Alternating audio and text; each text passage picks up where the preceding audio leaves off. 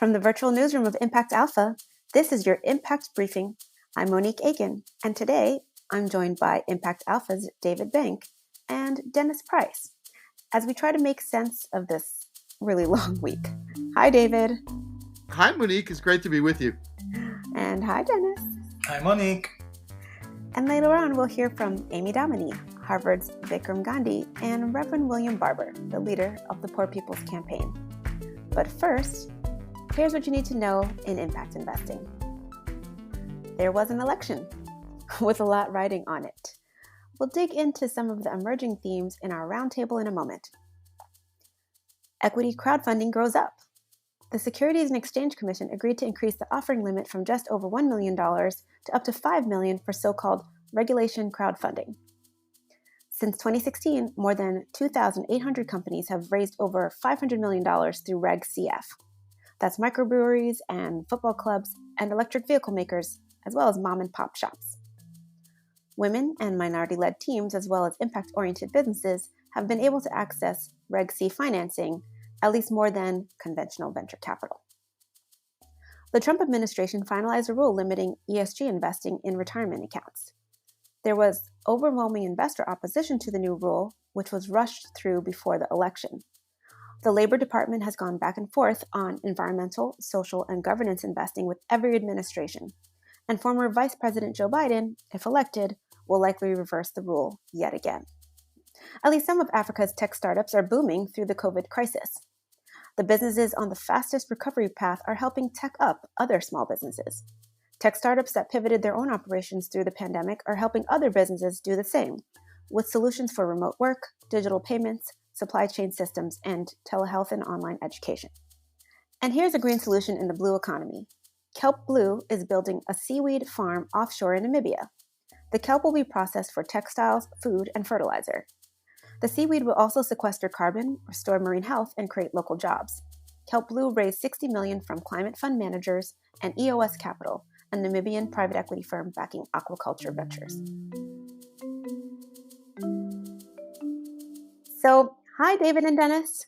Impact Alpha has been talking to investors and other agents of impact all week, and you put out a call for contributions to the narrative. So what's the word on the street, as they say? Well, Monique, this week has been an exercise in real-time narrative adjustment, to say the least. As we speak, we still don't even have a call on some swing states. I'll admit I was geared up for kind of a more decisive mandate on issues like climate change and racial justice, all hitched to some kind of mass mobilization and common purpose around defeating the coronavirus and building back better, as the phrase goes. Instead, we have a divide that may be even deeper than we thought, if that's possible. That means there's a lot more work to be done to bring together constituencies that actually have more in common than divides them. There's a kind of bottom-up economic revival strategy, capital for small businesses, support for entrepreneurship, sustainable agriculture, green infrastructure, electrical everything, access to education and healthcare. Those work as well in red states as in blue states, as well in rural areas as inner cities. Now we have to harness these economic solutions to political mobilization and drive the realignment that will get us out of this deadlock. Yeah, this backlash, the surprising acceptance of racism and misogyny, more people voting for it than the last time around, these deep divisions have exposed more broadly for the folks who thought we might be in a post-racial America when we elected our first Black president, and that's obviously just not true. So this was a confirmation for those folks who already knew that these fissures still remained in America and the systemic racism that we've been talking about at Impact Alpha for these last couple of months. So essentially, we're from here, and where are the solutions to healing and racial justice in America? Well, the Reverend William Barber, who leads the Poor People's Campaign, has been on this since well before the election. Because what we understand now is that from living wages to healthcare to immigration to climate crisis and to really dealing with the issues of racism, voter suppression, police brutality, mass incarceration, these pressing issues we face are not red or blue issues, but they're moral issues, and they're all connected, and they compel us to face who we are as a nation and who we want to be as a nation.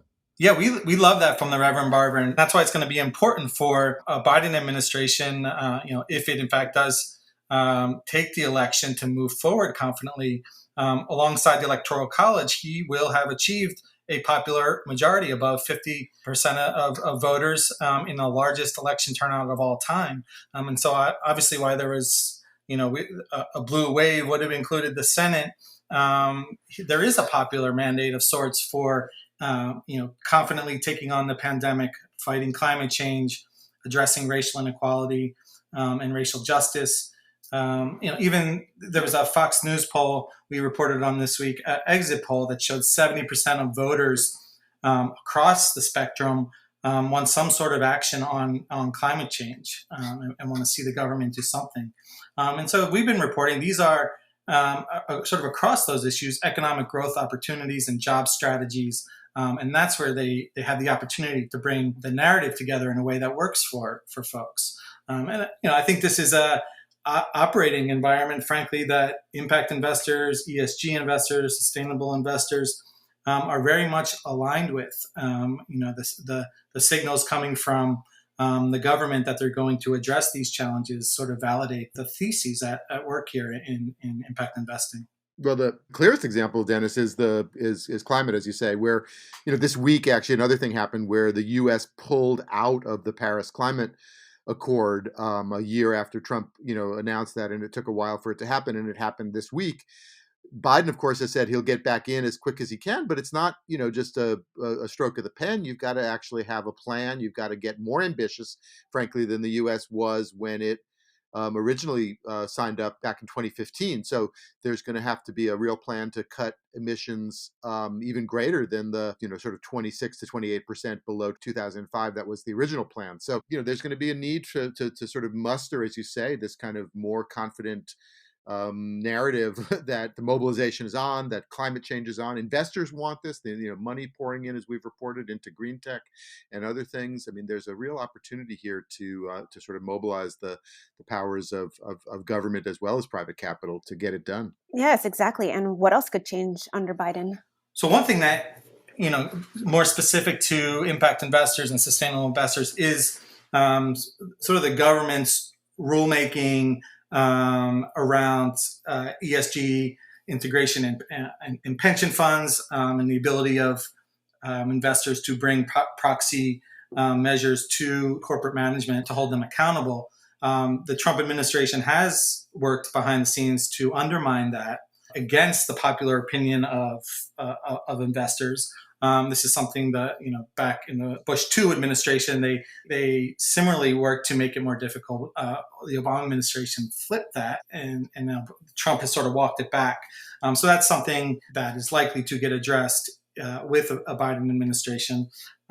Earlier, actually last week, I spoke with Amy Domini, a longtime ESG investment pioneer. She built one of the first social indexes of publicly traded companies.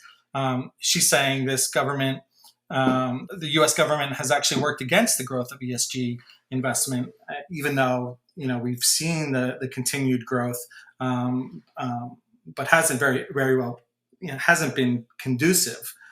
Here's what she had to say. You're really having some interference politically in trends that are very well. I mean, there's not a single. You're going to have Blackstone abandon this field now? No, they're not going to abandon the field. Similarly, Amy Cortese spoke this week with Vikram Gandhi of Harvard University, who agreed there's no turning back the trend toward ESG investing. There's now enough evidence to suggest that if you actually do not incorporate ESG into your investment process, you probably are not making the best investment decisions that you can, or you're not doing the best investment analysis that you can to make a thoughtful investment decision. And so I think that trend, and that's why you're seeing, assets on the ESG and all these other headlines that we see getting traction, just not for any other reason, but because it's better investing. And I don't think whether there's a Republican administration or a Democratic administration is going to change. That's going to do it for your Impact Briefing this week. You can read all of these stories at impactalpha.com. Subscribers receive the brief and full access to Impact Alpha, including subscriber-only Agent of Impact calls.